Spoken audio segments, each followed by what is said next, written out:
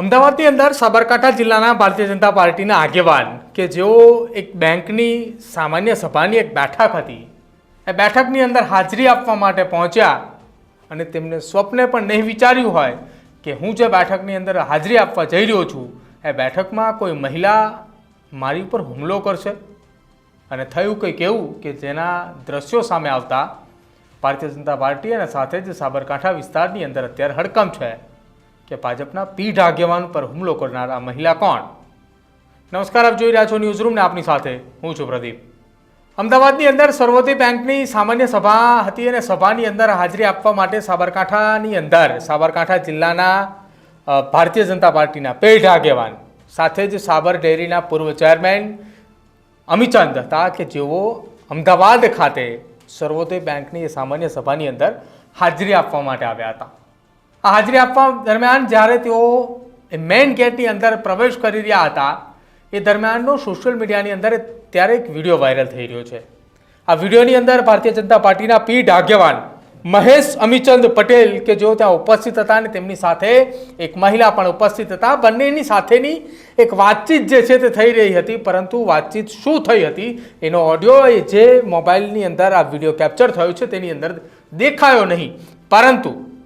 મહત્વની વાત એ છે કે મહેશ અમીચંદ પટેલ કે જે મહિલા સાથે વાતચીત કરી રહ્યા હતા એ મહિલા ઊંચા અવાજમાં વાત કરી રહ્યા હતા, તેમની ઉપર ગુસ્સે હતા અને આખી આ ઘટનાની અંદર એ મહિલાએ મહેશ અમીચંદ પટેલની કોટી ખેંચી અને તેમને મારવાનો પ્રયત્ન કર્યો। દ્રશ્યોની અંદર એ સ્પષ્ટ દેખાઈ રહ્યું છે કે મહિલા એ મહેશ અમીચંદની સાથે બળજબરીપૂર્વક તેમને મારવાની કોશિશ કરી રહ્યા છે। અને હવે આખી ઘટનાની અંદર આપણે વાત જણાવીએ કે મહેશ અમીચંદ પટેલ કે જેમની સાથે દુષ્કર્મ અંગેના આક્ષેપો થયા હતા, હવે આ મહિલા કોણ છે, કેમ એમને આક્ષેપ કર્યા છે એની હજુ અત્યારે તપાસ ચાલી રહી છે। પરંતુ તમે પહેલેથી જુઓ કે શું આખી ઘટના બની અને કેવી રીતે મારવાની શરૂઆત જે છે તે કરવામાં આવી।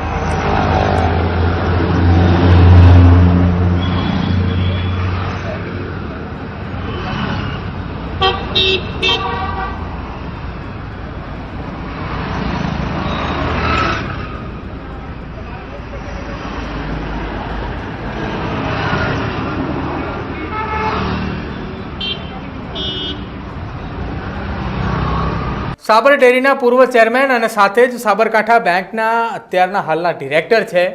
મહેશ અમીચંદ પટેલ કે જેમની સામે દુષ્કર્મ અંગેના આક્ષેપો લાગ્યા હતા,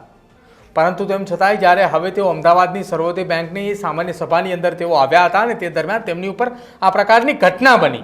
ઘટના બનતાની સાથે તત્કાલે પોલીસ સાથેનો સંપર્ક કરવા માટેનો પ્રયત્ન કર્યો, પરંતુ પોલીસે ઘટના સ્થળે ન પહોંચતા ખુદ મહેશ અમીચંદ પટેલ જેમનું એવું કહેવું છે કે તેઓ પોલીસ મથકે પહોંચ્યા। નવરંગપુરા પોલીસ સ્ટેશન પહોંચતાની સાથે જ હાલ તો ત્યાં તપાસ શરૂ કરી હોવાની વાત જે છે તે સામે આવી રહી છે, પરંતુ ભારતીય જનતા પાર્ટીના પીઢ આગેવાન સાબરકાંઠાના સાબર ડેરીના પૂર્વ ચેરમેન અને સાબરકાંઠા સાબર બેંકના એ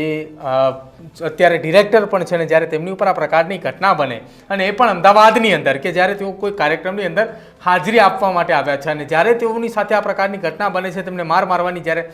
વિડીયો સામે આવે છે ત્યારે વિડીયોની અંદર સ્પષ્ટ દેખાય છે કે તેમને એક સિક્યુરિટી ગાર્ડ અને એક મહિલા એ વચ્ચે આવે છે અને ત્યારબાદ તેમને છોડાવે છે। જેવા એ મહિલા પાસેથી છૂટ્યા બાદ સીધા જ મહેશ અમીચંદ પટેલ કે સીધા જ તેઓ